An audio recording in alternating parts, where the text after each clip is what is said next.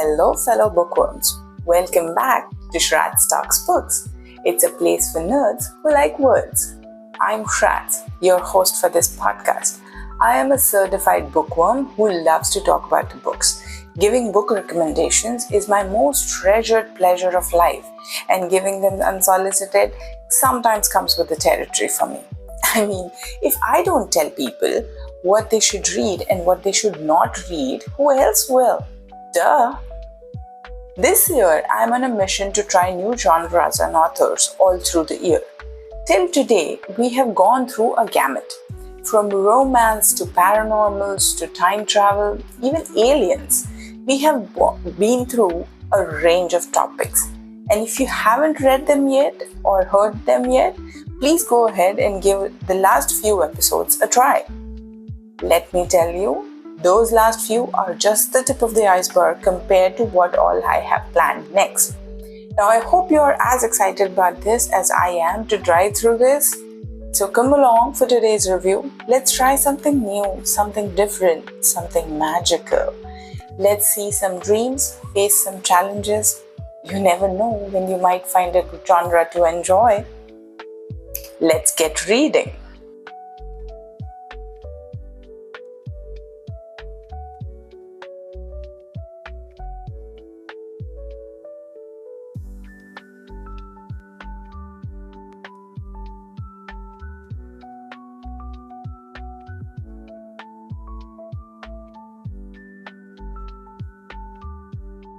The Bone Witch Trilogy by Chupeco. Okay, first of all, I'm going to apologize beforehand for butchering all the names in this review. I'm about 200% sure that no matter how I pronounce them, I will end up saying them incorrectly according to somebody or the other. Second confession, the reason why this book is in our Let's Try Something New era is that I have hardly ever picked up an author or read an author who is not considered Western or an American author. So we are picking up a series by a Filipino author called Chupeco. Chupeco writes about a world that has witches, monsters, strange sorcery as part of their daily life. The author, while born in Manila, hails a Chinese, Malay, Thai, and Filipino descent. And the influence of all these is clearly visible in the world of the Bone Witch Trilogy. The book has an unmistakable influence from Chinese nobility and social structure in the portraits of the state and politics, while it also shows a clear influence of religion based on magic. In this world, rather than the mysticism of Taoism or Confucius thought, it borrows from the geisha school ideas. The whole concept of training young females to offer companionships and at times political commentary to the nobles of the kingdom reminded me of the novel Memoirs of Geisha by Arthur Golden. Unfortunately, like I said earlier, I'm not much into Asian authors, so my comparisons have to be stopped there.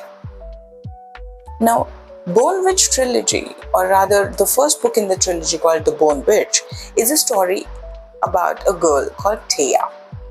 Now, Tia lives in a remote village with her family, with a brother she loves and a couple of sisters she endures. Now, in this particular world, everyone is born with magic in them. Everyone typically knows their gifts pretty early in their lives. And in her case, her sisters have already identified their gifts and they're already harnessing him. However, they are the normal magic folk. Their talents are about herbs and rather tame.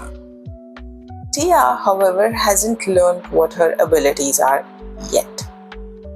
However, things change when her brother dies in a battle. And Tia is heartbroken. She is so overwhelmed by her emotions that she actually resurrects him during his funeral. And that reveals her talent, the talents of necromancy. In this world, that makes her a bone witch. Now, while Tia is rising her brother from the dead, her village is hosting another powerful bone witch from the kingdom called Michaela. Michaela is also a healer and she decides to take Tia under her wings, bringing Tia with herself to the town and enrolling her in an Asha school. An Asha is basically this kingdom's version of geishas. They are supposed to be masters at magic and one element, typically air, water, fire, or earth, while Ashas who are masters of death or bones are called dark Ashas. They are supposed to be rare and typically feared. Now, Tia's journey into becoming a full-grown dark Asha is what the first novel is all about. Like any typical school, there are bullies who mistreat her, there are boys who are the love interest, people who help and people who hinder. So in those terms, the progression of the novel is very routine, and at times it actually feels rather boring. Chupeco tries to weave so many things in the narration that we are left with feeling too overwhelmed at times. There's just too much detail for the brain to process. And comparatively, the story progresses very slowly. Nothing much actually happens. But the author tries to weave at least a couple of threads in the story currently progressing, making it rather convoluted experience. Author wants us to know that this world that we are reading about has a long, rich and varied history. That there is world outside the limits of the city that the Tia is currently in. We hear from the characters the story of creation, mentions of various wars and the politics and myriad other things which are all on the periphery of the current location. However, none of them actually have any impact on the current story, at least not at the outset. Author is so busy building a future franchise that the current story gets pushed aside at times.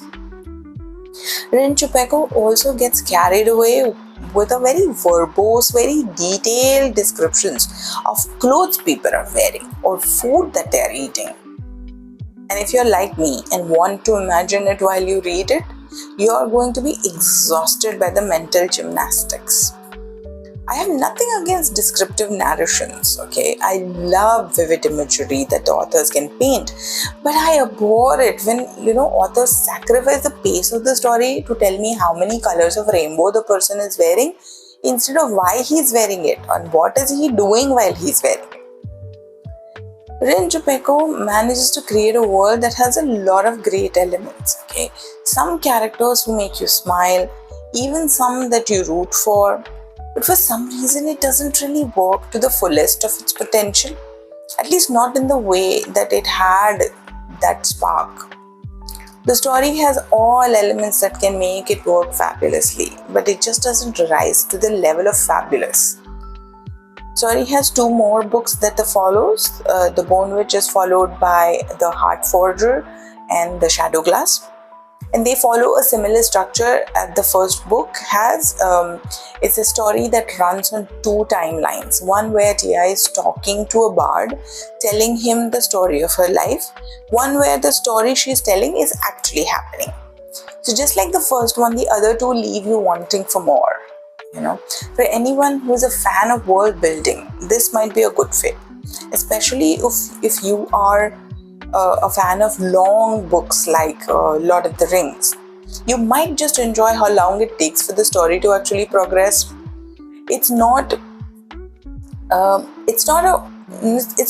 doom and gloom though. The main characters of the novel are really wonderful. Tia's relationship with her brother, Mia's and Tia's bond, Tia's struggles and the unlikely friends she makes along the way are really heartwarming. And the novelty of a necromancer being a protagonist is also kind of cool.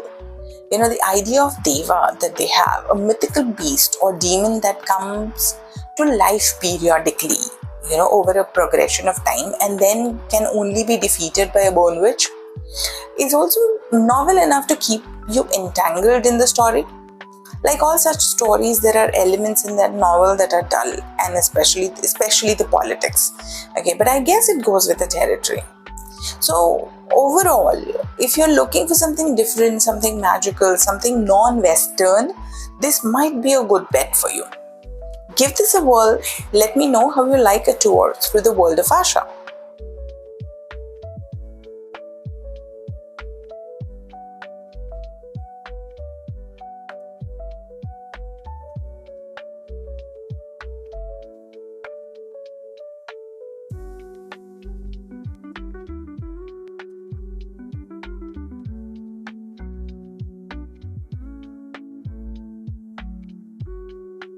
Damn, that was one long ass review.